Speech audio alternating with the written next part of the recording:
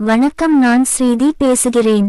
இப்போது அரசமைப்பு சாசனத்தின் மிக முக்கியமான உறுப்பு 13 பற்றி தெரிந்து கொள்ளலாம். இந்திய அரசமைப்பின் 13வது பிரிவு ஆர்டிகல் 13 குடிமக்களின் அடிப்படை உரிமைகளை பாதுகாக்கும் மிக முக்கியமான பிரிவாகும். அடிப்படை உரிமைகளுக்கு முரணான அல்லது அவற்றை பறிக்கும் எந்தவொரு சட்டமும் செல்லாததாகிவிடும் அல்லது அது இல்லை என்பதாகவே கணக்கில் கொள்ளப்படும் என இப்பிரிவு அறிவிக்கிறது. அடிப்படை உரிமைகளை மீறும் சட்டங்களை ரத்து செய்ய நீதிமன்றங்களுக்கு இப்பிரிவு அதிகாரம் அளிக்கிறது.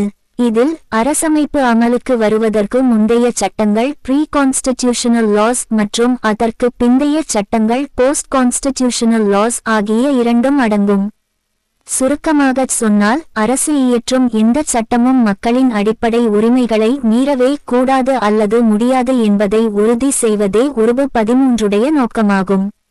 அதை மீறி வற்புறுத்தப்படும் எந்த சட்டத்தையும் மதிக்க தேவையில்லை. இதற்காக யாரையும் தண்டிக்க முடியாது. உறுப்பு 13 நமது அடிப்படை உரிமைகளையும் அரசமைப்பு சாசனத்தை படித்து தெரிந்து கொண்டால் உறுதியாக செயல்படலாம். மீண்டும் அடுத்த காணொளியில் சந்திக்கலாம். நன்றி.